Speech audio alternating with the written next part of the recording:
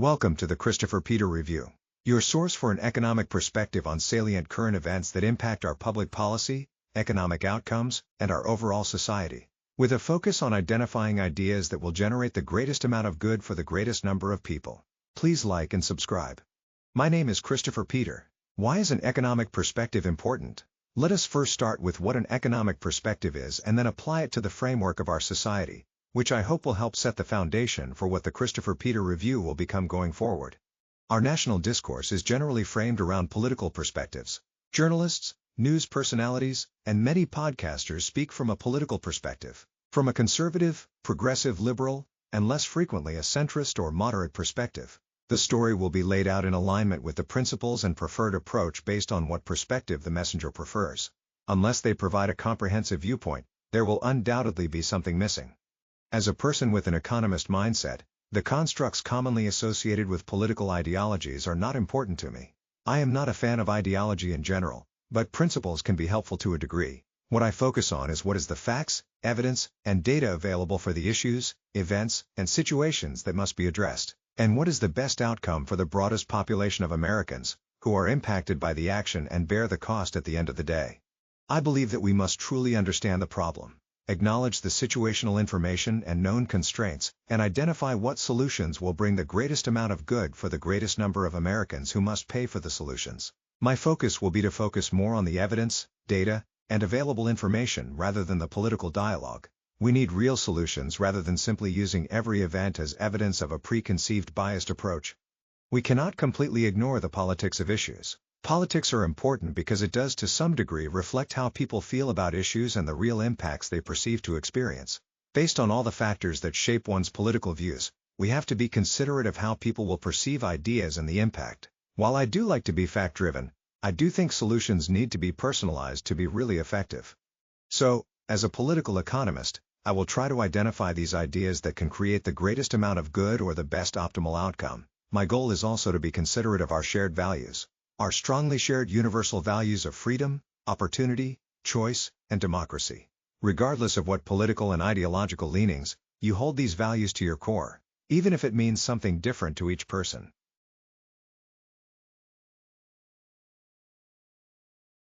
The topic of taxation will always be a divisive topic to American society. We all understand that taxes are essential to fund the government and to ensure that services and responsibilities are performed. In reality, no one truly likes paying taxes. The lower the better is usually the view for all of us. But there are times when taxes need to be raised and other times when they should be lowered. Let us look at the political views around taxation first. For conservative Republicans, the taxation level needs to be the lowest it possibly can be. People should keep more of their hard-earned money. On the other side, progressive Democrats view taxation from the government's perspective, where the services provided are vital and people have to pay their fair share to ensure the benefits are sustainable. Both sides will always hold strong to their point of view. During good times, tax cutters want to point out the economic benefits of cutting taxes to fuel growth, while tax advocates may say increased rates are best absorbed during this time. During bad times, tax advocates will call for raising taxes to protect vital services, but tax cutters will point out the compassionate approach of relieving the burden on taxpayers who are worried about their financial pictures. What would the economic perspective be on this issue? First, we must understand the traditional responses to tax changes. When rates are increased, people will spend less because they make less and spending now costs more. When rates are decreased, people will spend more because they have more money available. And we know money burns a hole in our pockets at times. So take these known reactions and factor in the state of the economy at the time the decision is being made. If the economy is doing poorly and the future projection is not desirable, the wrong approach would be raising taxes. The American economy is a consumer-driven economy. To encourage any economic recovery in a challenging environment, the usual path is to try to protect spending. When people feel less wealthy, they will save more than they spend, which reduces economic activity and makes matters worse. Cutting taxes can help create comfort for people to continue to spend at near the same level, which can help stabilize the economic activity enough for the overall situation to turn around. The downside is the potential effect on government coffers, if the economic stimulating effect is muted or poorly timed. Cutting taxes for people who will not spend or invest in economic activity will not have the intended effect. Now, if no one wants to pay taxes, it is not a popular policy. Even the most liberal person will want tax increases deflected to everyone else. Then is there ever a good time to raise tax rates? Consider the fact that tax increases are cost increases that cannot be avoided. So, it will lower the incentive to spend for many people, which can be helpful if the economy is growing too fast. For instance, when demand exceeds supply, you may need to increase taxes or at least the cost of buying to tamper demand. Rather than looking at the issue of taxation from a political perspective, you can look at the economic situation, the proven economic reactions, and projected outcomes to determine what the best approach is, which can change when situational factors change.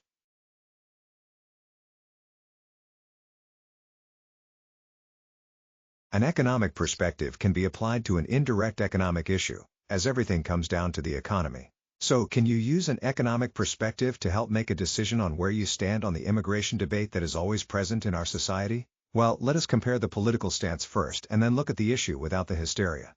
I think we all agree that immigration is a net positive for society when it brings the best minds and hard workers outside of America inside to contribute to our economy and society. Conservatives look at immigration in the perspective of legal versus illegal immigration, where they oppose illegal immigration on the grounds that it violates our federal laws and it is being done for political altering purposes. On the other hand, progressives blur the line between illegal and legal immigration, supporting bringing in new Americans.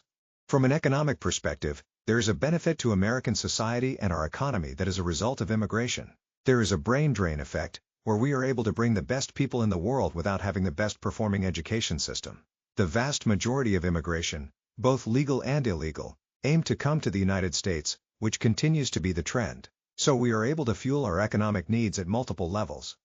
At the same time, our immigration system should be positive to our society and not bring in any threats, additional costs, or unfairness to our processes. In any civilized society, there is a need to have organized processes. Recently, I visited a nation that was lacking in that area, where the related issues were clear and obvious. So it makes complete sense to have a process to formally vet and admit or deny based on established criteria that is kept up to date. When you have illegal immigration, you allow people to cut the line, expose communities that these individuals will reside in to potential risks and unbudgeted costs. An orderly immigration process allows for planned growth and resource allocation. The optics of governments having to divert funds from taxpayers and citizens to provide resources to people who illegally reside here is a bad look. We do not want to create an environment where people do not follow rules, where corruption is the norm. People do not invest in environments that are not safe, secure, and orderly. Hard-working people do not desire to reside, work, and raise families in these environments either. Our laws should matter or be properly addressed. From an economic perspective, there is an economic need to ensure that people follow the proper processes, like immigration and other important institutions. We want to avoid people trying to influence the queue and creating situations where the resources are diverted away from the people that earned it or need it in favor of the criminal element. During my trip, I saw why people do not invest in that nation. It was hard to determine who can be trusted and who is simply being bought off. Removing those who violated the rules and created the issues is the controversial part, but needed to reduce the incentive, as the perspective for many of these individuals is that they just need to get inside. But, now you know that we will remove illegals and enforce our laws, encouraging people to follow the legal process. Again, controversial, but appropriate.